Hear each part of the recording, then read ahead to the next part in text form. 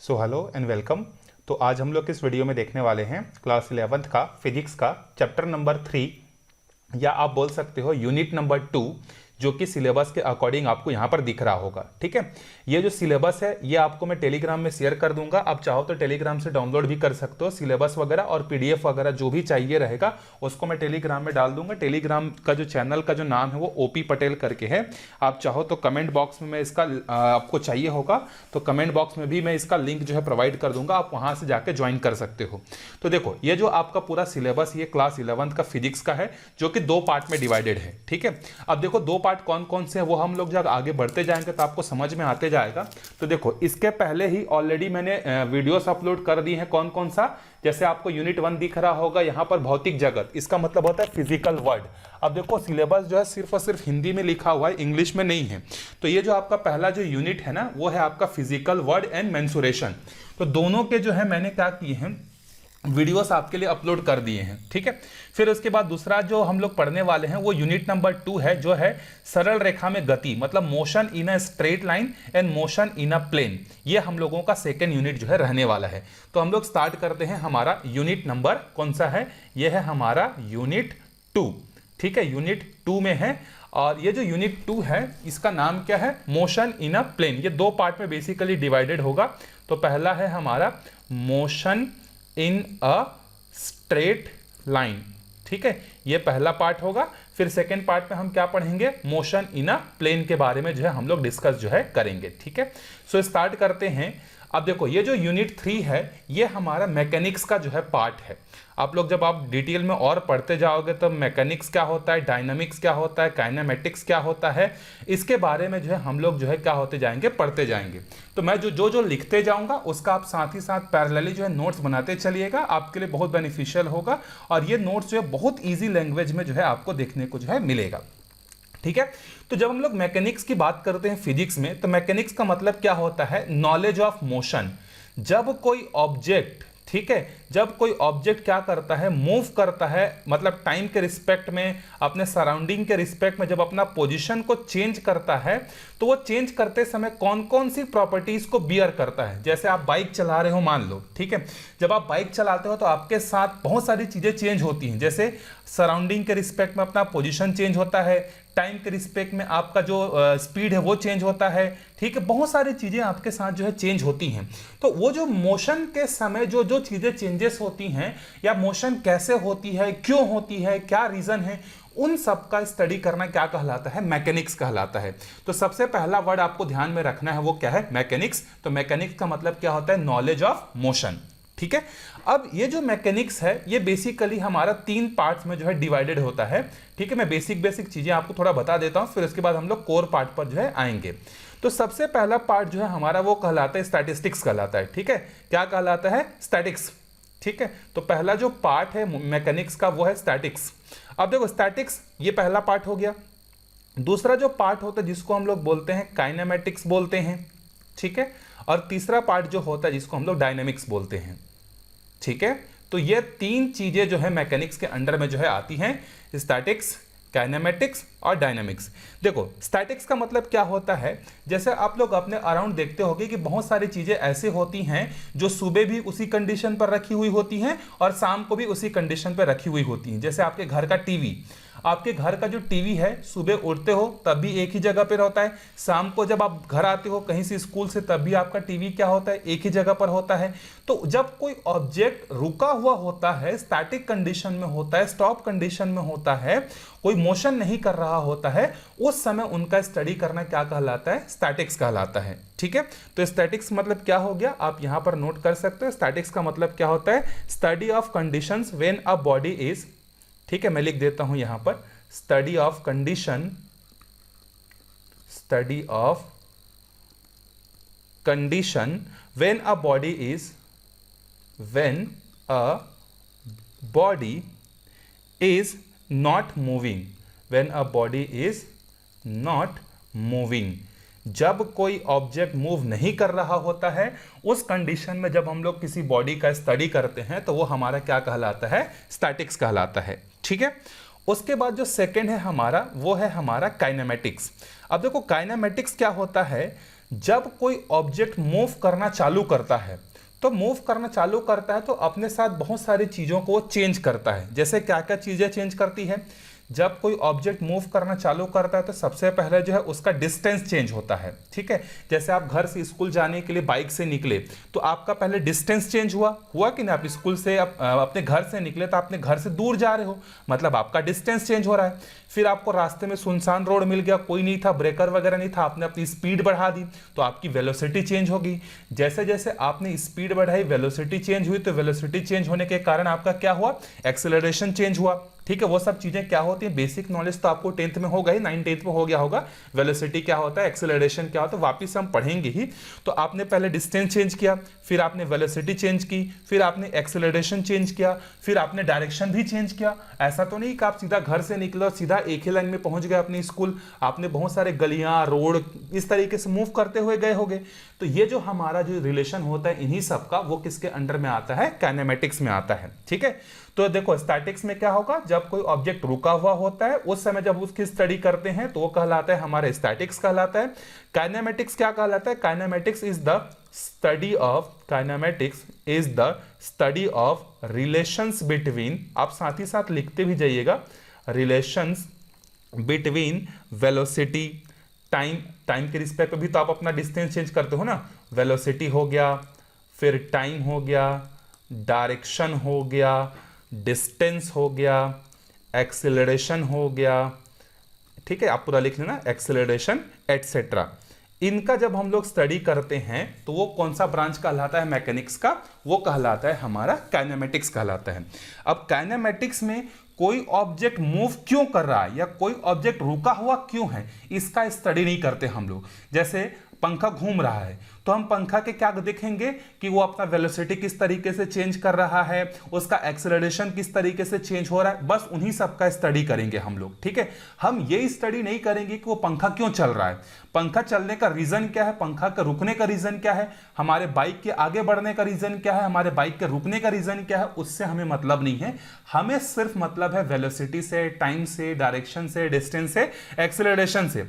Basically जब कोई object move करता है तो जो जो प्रॉपर्टीज को बियर करता है उन सब का स्टडी करना क्या कहलाता है? काइनेमेटिक्स कहलाता है। ठीक है, अब जो तीसरा जो टर्म्स है हमारा, ये सारे की सारी चीजें हमें क्लास 11th में ही पढ़नी है ना।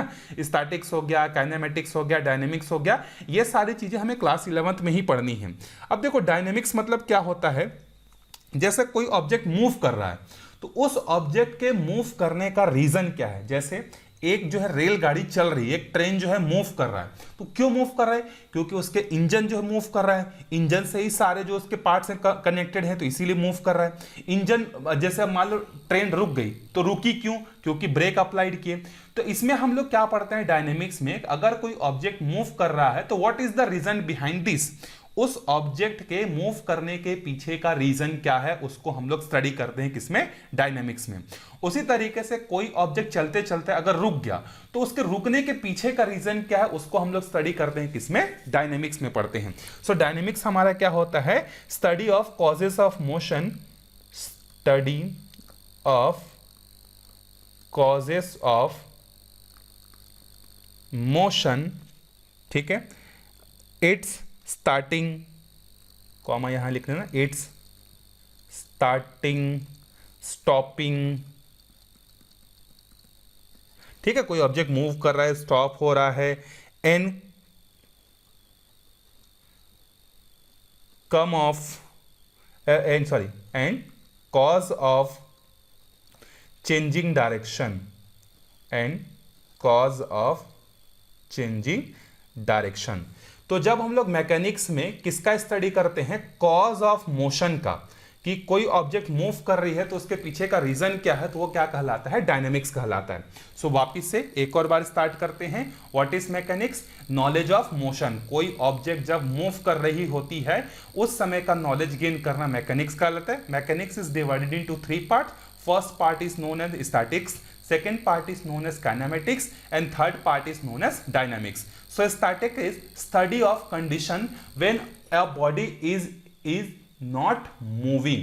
सो अंडरलाइन कर लेना यहाँ पर, जब कोई ऑब्जेक्ट मूव नहीं कर रहा होता है उस समय स्टडी करते हैं तो स्टैटिक्स कहलाता है, जब हम लोग रिलेशन के बारे में स्टडी करते हैं तो काइनेमेटिक्स कहलाता है, और when we study about cause of motion then it is known as dynamics.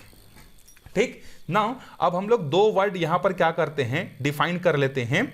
ठीक है, अच्छा यहां पर एक और वर्ड कर लेते हैं हम लोग, मोशन क्या होता है। ठीक है, मोशन और रेस्ट कंडीशन क्या होती है। तो पहली चीज एक ध्यान से चीज समझना, दुनिया में कोई भी चीज जो होती है वो रेस्ट कंडीशन पर नहीं होती है। ठीक है, मोशन क्या है मैं बताऊंगा पहले। ठीक है, दुनिया में कोई भी चीज होती है, मतलब कोई भी चीज ऐसी नहीं होती है जो हमेशा रेस्ट कंडीशन पर होती है। जैसे आप बोलोगे सर अभी तो आपने एग्जांपल दिया था कि हमारा जो टीवी है वो तो सुबह भी वहीं पर था, शाम को भी वहीं पे था, लेकिन मुझे एक बात बताओ, अर्थ रोटेट होता है कि नहीं? तो आप बोलोगे सर अर्थ रोटेट होता है। तो हम कहां पर हैं? अर्थ के सरफेस पर हैं। तो हमारा घर कहां पर है? अर्थ के सरफेस पर है। तो जब अर्थ घूम रहा है हमारा घर भी तो घूम रहा है, और अगर हमारा घर घूम रहा है तो हमारे घर से कनेक्टेड कौन सा है? टीवी है, तो टीवी भी घूम रहा है। तो अब आप बोलोगे कि सर अर्थ हमारा रेस्ट कंडीशन पर होता है, तो मैं बोलूंगा अर्थ भी रेस्ट कंडीशन पर नहीं है। क्यों नहीं है? क्योंकि अर्थ सन के चारों तरफ घूमता है। ठीक है, तो अब आप बोलोगे सर तो ठीक है सन रेस्ट कंडीशन पर है, सन के चारों तरफ क्या होता है, जो प्लेनेट है वो घूमते हैं। तो मैं बोलूंगा नहीं, ऐसा भी नहीं है। जो सन होता है वो एक गैलेक्सी का एक छोटा सा पार्ट है और पूरी की पूरी गैलेक्सी ही घूमती है। तो इसका मतलब ये हुआ कि दुनिया में कोई भी चीजें जो होती हैं वो रेस्ट कंडीशन पर नहीं होती हैं, वो सबके सब कैसी रहती हैं? मोशन कंडीशन पर होती हैं। तो फिर मैंने जो एग्जाम्पल दिया क्या वो गलत है? स्टार्टिंग में मैंने बोला कि सुबह आपके घर का जो टीवी है वो जो है रेस्ट कंडीशन पर था, शाम को भी वैसे ही था, तो हम उसको बोलेंगे कि वो मूव नहीं कर रहा है। तो क्या मैंने वो चीज गलत बोला? नहीं। अब क्लैरिफाई करते हैं कि मैंने जो पहले एग्जांपल दिया और अभी जो एग्जांपल दिया दोनों में क्या चीज डिफरेंस है। एक बात तो पक्की है कि दुनिया में कोई भी चीज जो होती है वो कभी भी रेस्ट कंडीशन पर नहीं होती है, वो हमेशा क्या करती है? मूव जो है करते रहती है। लेकिन हम लोग अपने फिजिक्स में किसी चीज को रेस्ट और मोशन में है करके कैसे डिफाइन करते हैं? तो हम उसके सराउंडिंग के रिस्पेक्ट में डिफाइन करते हैं। ठीक है, तो जब भी कोई ऑब्जेक्ट जो है क्या करता है, अपना पोजिशन जो है चेंज नहीं कर रहा होता है सराउंडिंग के रिस्पेक्ट में, तब हम लोग बोलते हैं कि वो जो ऑब्जेक्ट है वो रेस्ट कंडीशन पर है। और जब कोई ऑब्जेक्ट अपने सराउंडिंग के रिस्पेक्ट में क्या करता है, अपना पोजीशन जब चेंज करता है, तो हम उसको बोलते हैं कि वो मोशन में है। ठीक है, बेसिकली जैसे ये मान लो आपके घर का दीवार है, ठीक है, यहां पर जो है आपका टीवी लगा हुआ है। तो जैसे कि ये जो टीवी है ये यहां से 10 फीट दूर है, यहां से 15 फीट दूर है, यहां से 15 फीट दूर है, और जमीन से जो है 5 फीट दूर है। तो अब आप सुबह गए थे तो आप ये मेजर करके गए थे कि मेरा जो टीवी है ये वॉल के लेफ्ट साइड से 10 फीट दूर है, राइट साइड से 15 फीट दूर है, टॉप से 15 फीट नीचे है, और जो है बॉटम से 5 फीट ऊपर है। जब आप शाम को आए तो इस वॉल के रिस्पेक्ट में ये जो डिस्टेंसेस है क्या ये चेंज हुई हैं? नहीं हुई हैं। इसका मतलब इसके चारों तरफ जो भी सराउंडिंग है, सराउंडिंग के रिस्पेक्ट में ये टीवी का जो डिस्टेंस है वो पहले भी सुबह भी वही था और शाम को भी वही था। तो जब भी कोई ऑब्जेक्ट सराउंडिंग के रिस्पेक्ट में अपना पोजीशन चेंज नहीं कर रहा होता है, तब हम लोग बोलते हैं कि वो जो ऑब्जेक्ट है या वो जो बॉडी है वो रेस्ट कंडीशन पर है। जैसे अभी आप बैठकर मोबाइल में जो है मेरा वीडियो देख रहे हो, ठीक है, तो क्या अभी आप बैठे हो, ठीक है, तो 10 सेकंड बाद आपने क्या सराउंडिंग के रिस्पेक्ट में कोई चेंज किया? अगर आपने सराउंडिंग के रिस्पेक्ट में अगर कोई चेंज कर दिया, मतलब पहले आप क्या थे, चेयर पर बैठे थे, आप जाकर बिस्तर में सो गए, तो आप में मोशन किया क्योंकि आपके सराउंडिंग के रिस्पेक्ट में आपका पोजीशन चेंज हो गया।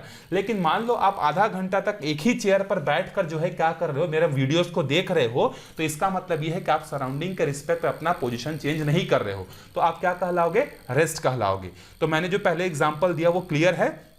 ठीक है, टीवी जो है वो रेस्ट कंडीशन पर ही है, ये बात भी सही है, और दुनिया में कोई भी चीज रेस्ट कंडीशन पर नहीं होता, ये भी बात सही है, लेकिन दोनों के अलग अलग मायने हैं। ठीक है, तो जब कोई ऑब्जेक्ट सराउंडिंग के रिस्पेक्ट में पोजीशन चेंज नहीं करता है तो फिजिक्स में हम उसको बोलते हैं कि वो ऑब्जेक्ट रेस्ट कंडीशन पर है, और जब कोई ऑब्जेक्ट सराउंडिंग के रिस्पेक्ट में अपना पोजीशन चेंज करेगा तो हम क्या बोलेंगे कि वो मोशन में है। ठीक है, तो अब यहां पर लिख सकते हो कि मोशन का डेफिनेशन क्या होगा? Process of changing position, process of changing position, process of changing position is motion with respect to its surrounding. ठीक है, इसका अपोजिट क्या होगा, आप रेस्ट में क्या लिख सकते हो, when a object is not changing its position with respect to surrounding then it is known as in rest condition या रेस्ट पोजीशन। ये आप डेफिनेशन जो है यहां पर लिख लेना। ठीक है, सो आई होप आपको दोनों एग्जांपल क्लियर हो गया होगा, कोई डाउट नहीं होगा कि रेस्ट क्या होता है और मोशन क्या होता है। ठीक है, समझ में आ गया। अब जैसे देखो एक एग्जांपल में बताता हूं कि एक ऐसा भी सिचुएशन होता है जहां पर हम बोलते हैं कि रेस्ट भी है और मोशन भी है। अब जैसे रेस्ट और मोशन भी कैसे, देखो मान लो ये एक ट्रेन का जो है क्या है, एक डिब्बा है और इस डिब्बे में जो है दो लोग बैठे हुए हैं। ठीक है, यहां पर एक पर्सन बैठा हुआ है और यहां पर एक पर्सन जो है बैठा हुआ है। ठीक है, ये है पर्सन ए और ये है पर्सन बी। अब आप देखो ये जो ट्रेन है ये इस डायरेक्शन में मूव कर रहा है, तो मैं बोलूंगा ये जो ए पर्सन है ये बोल रहा है कि जो बी पर्सन है वो रेस्ट कंडीशन पर है। तो क्या ये बात सही है या नहीं है? आप कुछ देर सोचो और इसका आंसर करो। तो ये जो बात है वो बिल्कुल सही है। ठीक है, ए जो ए के रिस्पेक्ट में जो है बी है वो कौन से कंडीशन पर है, रेस्ट कंडीशन पर। लेकिन आप आर्ग्यू करोगे सर ट्रेन तो मूव कर रहा है, तो वापिस से ध्यान दो, हम यहां पर किसकी बात कर रहे हैं, ट्रेन की बात नहीं कर रहे हैं, हम इस पर्सन बी की बात कर रहे हैं। ठीक है, ये जो पर्सन बी है जब ट्रेन स्टार्ट हुआ था तब इससे 10 फीट दूर था, जब ट्रेन मूव कर रहा है तब भी ये इससे 10 फीट दूर है। ये खिड़की से 2 फीट क्या था, दूर था। तो जब ट्रेन नहीं चल रहा था तब भी खिड़की से 2 फीट दूर था और इधर की खिड़की से जो है 3 फीट दूर था। तो देखो जब ट्रेन नहीं चल रही थी तब भी इसका डिस्टेंस विंडो से और इस पर्सन से सेम था। जब ट्रेन मूव कर रही है तब भी लेफ्ट वाले विंडो और राइट वाले विंडो से इसका पोजीशन सेम है और ये वाले ए से जो है इसका डिस्टेंस भी सेम है। तो विथ रिस्पेक्ट टू ए ये जो बी है ना ये कैसा है, रेस्ट कंडीशन पर है। अब मान लो इन दोनों आदमी को एक तीसरा आदमी देख रहा है और वो तीसरा आदमी का नाम है सी। सी बोल रहा है कि ए और बी दोनों मूविंग कंडीशन पर है। क्या ये भी बात सही है क्या? तो आंसर यस, सी के रिस्पेक्ट में ए और बी दोनों के दोनों क्या है, मूविंग कंडीशन पर है। क्यों? क्योंकि जब ये ट्रेन का डिब्बा जब सी के पार्ट्स में था, प्लेटफॉर्म में जब ये सी खड़ा हुआ था, तब ये जो ए पर्सन है ये यहां से जो है 10 मीटर दूर था और बी वाला पर्सन जो है 9 मीटर दूर था। लेकिन जब ट्रेन मूव किया अब इसका डिस्टेंस जो है सी के रिस्पेक्ट में ए का भी चेंज हो जाएगा और बी का भी चेंज हो जाएगा। तब हम लोग बोलेंगे कि सी के रिस्पेक्ट में ए और बी दोनों मूविंग कंडीशन पर है, जबकि ए जो है बी के रिस्पेक्ट में रेस्ट कंडीशन पर है और बी जो है ए के रिस्पेक्ट में रेस्ट कंडीशन पर है। मतलब बेसिकली ये दोनों एक दूसरे के रिस्पेक्ट में जो है क्या है, रेस्ट कहलाएंगे और सी के रिस्पेक्ट में दोनों क्या कहलाएंगे, मोशन में है कहलाएंगे। तो कोई भी चीज रेस्ट में है या मोशन में है कब पता चलता है, समझ में? जब वो अपने सराउंडिंग के रिस्पेक्ट में क्या कर रहा होता है, पोजीशन को चेंज कर रहा होता है। जो ए और बी हैं वो ट्रेन के डिब्बे के रिस्पेक्ट में जो है अपना पोजीशन चेंज नहीं कर रहे हैं, वो ट्रेन के डिब्बे के रिस्पेक्ट में एक ही जगह पर हैं। तो ये दोनों रेस्ट कहलाएंगे एक दूसरे के रिस्पेक्ट में। लेकिन सी के रिस्पेक्ट से अगर देखें या सी के पॉइंट ऑफ व्यू से देखें तो ए और बी दोनों ही अपना पोजीशन चेंज कर रहे हैं। तो ये क्या कहलाएगा, हमारा सी के रिस्पेक्ट में ए और बी दोनों जो है मोशन में है कहलाएंगे। सो आई होप आपको क्लियर हो गया होगा कि रेस्ट क्या होता है और मोशन क्या होता है। ठीक है, अब हम लोग आगे देखते हैं टाइप्स ऑफ मोशन के बारे में। तो मोशन के क्लासिफिकेशन करने के हमारे पास जो है बहुत सारे टाइप्स जो हैं होते हैं। तो उसमें से जो हम लोग एक क्राइटेरिया जो अभी देखने वाले हैं वो है ऑन द बेसिस ऑफ, पहला है on the basis of direction. देखो ध्यान से, डायरेक्शन से ही क्या वर्ड बनता है, डायमेंशन वर्ड बनता है। ठीक है, डायमेंशन का मतलब क्या होता है, डायरेक्शन होता है। तो मोशन जो होता है वो डायरेक्शन के बेसिस पर या डायमेंशन के बेसिस पर 3 टाइप का होता है। पहला होता है वन डायमेंशन या वन डायमेंशनल मोशन। अब बहुत लोग इसको पढ़े भी होंगे कि वन डायमेंशनल मोशन मतलब क्या होता है, जब कोई ऑब्जेक्ट एक ही डायरेक्शन में मूव करता है तो उसको हम लोग क्या बोलते हैं, वन डायमेंशनल मोशन बोलते हैं। जैसे आप लोगों ने एग्जांपल पढ़ा होगा कि ट्रेन जो चलता है पटरी पे तो उसको हम लोग क्या बोलते हैं, वन डायमेंशनल मोशन होता है। याद रखना ये छोटे क्लासेस में आपने डेफिनेशन सही पढ़ा है, मैं गलत नहीं बोल रहा हूं, लेकिन इसको आपको थोड़ा सा अच्छे से पढ़ना है। देखो फिजिक्स में हम लोग क्या करते हैं, पूरे प्लेन को जो है हम लोग क्या करते हैं, कार्टेशियन सिस्टम में डिवाइड करते हैं। जैसे कार्टेशियन सिस्टम में ये जो होता है हमारा एक्स एक्सिस होता है, ये जो होता है हमारा वाई एक्सिस होता है और एक और होता है, जैसे अगर मैं इस डायरेक्शन में जा रहा हूं तो हॉरिजॉन्टल है, इस डायरेक्शन में जा रहा हूं तो ये वर्टिकल है। एक और डायरेक्शन होता है जो कि आपकी स्क्रीन से बाहर की तरफ निकल रहा होगा या आपकी स्क्रीन से अंदर की तरफ जा रहा होगा। तो ये जो तीसरा जो होता है इसको हम लोग बोलते हैं जेड एक्सिस। ये नेगेटिव हो गया जेड डैश हो गया, ये आपका नेगेटिव एक्स डैश हो गया, ये आपका नेगेटिव में वाई डैश हो गया। तो हम लोग 6 डायरेक्शन में क्या करते हैं, कार्टेशियन सिस्टम में किसी भी चीज को डिवाइड करते हैं। ठीक है, अब जैसे देखो मान लो एक ऑब्जेक्ट है जो पहले यहां था, कुछ देर बाद यहां पहुंच गया, कुछ देर बाद यहां पहुंच गया, कुछ देर बाद यहां पहुंच गया, कुछ देर बाद यहां, कुछ देर बाद यहां, कुछ देर बाद यहां, कुछ देर बाद यहां। ठीक है, तो इसके मोशन को हम लोग कौन सा मोशन बोलेंगे? तो देखो ये जो ऑब्जेक्ट जो चल रहा है, क्या ये वाई एक्सिस और जेड डायरेक्शन में कोई चेंज कर रहा है क्या? मतलब ये क्या ऊपर जा रहा है क्या ये आपकी स्क्रीन के बाहर या स्क्रीन के अंदर जा रहा है क्या? ये ऑब्जेक्ट नहीं, ये सिर्फ एक ही डायरेक्शन में जा रहा है, वो है लेफ्ट टू राइट। तो जब ये ऑब्जेक्ट एक ही डायरेक्शन में जा रहा है, वाई डायरेक्शन और जेड डायरेक्शन में कोई भी चेंजेस नहीं कर रहा है, तो ऐसे मोशन को हम लोग क्या बोलेंगे? वन डायमेंशनल मोशन बोलेंगे। तो आपके दिमाग में एक क्वेश्चन आएगा, तो क्या सर एक्स एक्सिस में ही मूव करने वाले ऑब्जेक्ट को वन डायमेंशनल मोशन बोलते हैं? आंसर है नहीं। जैसे मान लो एक कोई रॉकेट है, रॉकेट जो है जमीन से निकला और इस तरीके से सीधा सीधा मूव कर रहा है। रॉकेट लॉन्च देखे होगे आप लोग, सीधा सीधा जाता है। तो क्या ये वन डायमेंशनल मोशन नहीं है? तो आंसर है ये एक वन डायमेंशनल मोशन है। बस चेंज क्या हो रहा है, ये ऊपर की तरफ जा रहा है। तो अब देखो जब ये वाई एक्सिस में चेंज हो रहा है या वाई डायरेक्शन में चेंज हो रहा है, तो क्या एक्स और जेड डायरेक्शन में कुछ मूव कर रहा है क्या? नहीं। ये राइट जा रहा है क्या? नहीं। क्या ये जेड डायरेक्शन में जा रहा है क्या? नहीं। तो वन डायमेंशनल मोशन एक्स में भी होता है, वाई में भी होता है, जेड में भी होता है। जैसे मान लो आप कहीं पर खड़े हो, ठीक है, और आपको किसी ने दूर से क्या क्या गोली मारा, तो गोली आपके तरफ अंदर आ रही है कि नहीं आ रही है? आ रही है। क्या वो ऊपर नीचे हो रही है क्या? नहीं हो रही है। लेफ्ट राइट हो रही है क्या? नहीं। वो आपको अंदर की तरफ आ रही है, आपके बॉडी के अंदर की तरफ आ रही है। ठीक है, तो उसमें उस समय कौन सा मोशन होगा? जेड डायरेक्शन में मोशन होगा, तो भी वो वन डायमेंशनल मोशन है। तो याद रखना, वन डायमेंशनल मोशन का मतलब क्या होता है? अगर सिंपल वर्ड में अगर हम लोग बोलें तो X axis, Y axis, Z axis में से अगर किसी भी एक एक्सिस में अगर कोई ऑब्जेक्ट क्या कर रहा होता है, मूव कर रहा होता है, या एक कोऑर्डिनेट में अगर मूव कर रहा होता है, तो ऐसे मोशन को क्या बोलते हैं?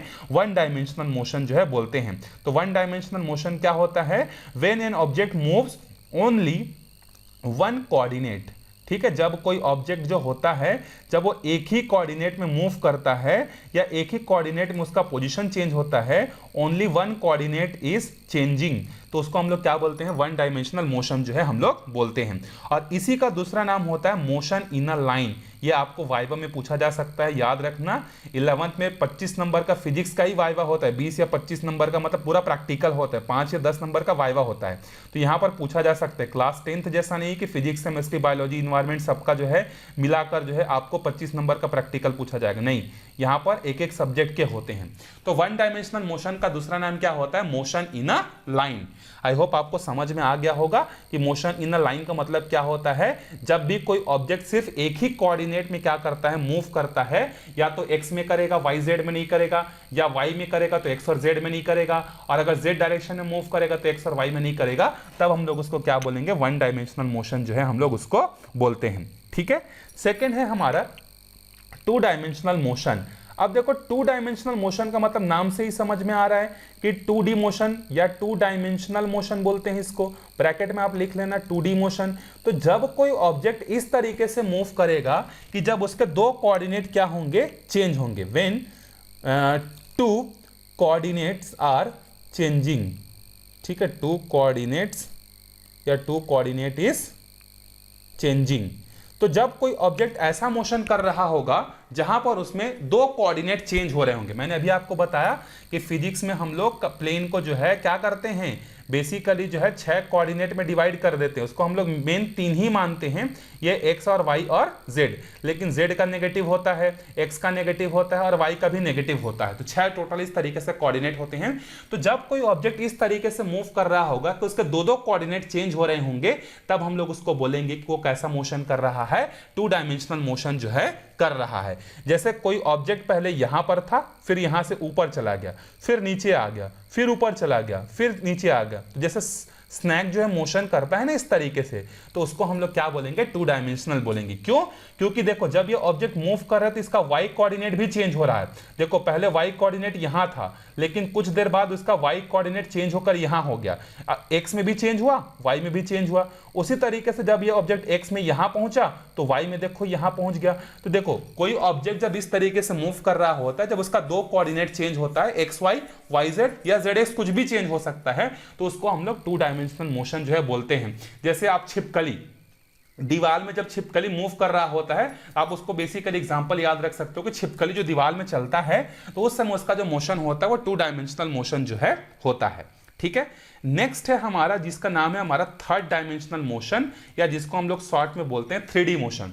तो जब कोई ऑब्जेक्ट इस तरीके से मूव करेगा कि उसके तीनों कोऑर्डिनेट चेंज होंगे, ठीक है, all three coordinate is changing, then its motion is known as three dimensional motion. अब इसका एग्जांपल क्या है? अच्छा, ये जो टू डायमेंशनल मोशन होता है इसका दूसरा नाम होता है मोशन इन प्लेन। वहां पर क्या लिखे थे? लाइन। यहां पर क्या है? Motion in a plane. तो अब 3D पे वापस आते हैं। तो जब कोई ऑब्जेक्ट इस तरीके से मूव करेगा जहां पे उसका एक्स वाई जेड तीनों चेंज होंगे तो उसको क्या बोलते हैं? 3D। जैसे बादल में जब चिड़िया उड़ती है या एरोप्लेन जब मूव करता रहता है तो वो क्या करता है? एक्स में भी चेंज करता है, वाई में भी चेंज करता है, जेड में भी चेंज करता है, तो वो क्या कहलाता है? हमारा 3D जो है मोशन जो है कहलाता है। और इसको हम लोग क्या बोलते हैं? इसका जो दूसरा नाम होता है इसको हम लोग बोलते हैं मोशन इन स्पेस। ठीक है, तो ये एक क्राइटेरिया हो गया क्या चीज करने का? मोशन को क्लासिफाइड करने का। अब एक और तरीका होता है मोशन को क्लासिफाइड करने का, जैसे रेक्टिलिनियर मोशन हो गया, सर्कुलर हो गया और ऑसिलेटरी मोशन हो गया। इसको जो है हम लोग अगले वीडियो में जो है डिस्कस जो है करेंगे। सो आपको कैसा लगा चैप्टर नंबर 3 कमेंट करके बताइएगा, और आपको कुछ हेल्प लगेगा तो अब मैं आपके लिए बिल्कुल तैयार हूं। तो मिलते हैं अगले वीडियो में, तब तक अच्छे से पढ़ते रहिएगा। कोई भी डाउट रहेगा आप कमेंट करके बता दीजिएगा, मैं पूरी कोशिश करूंगा आपके डाउट्स को क्लियर करने का। ठीक है, चलो मिलते हैं फिर अगले वीडियो में, तब तक के लिए बाय बाय।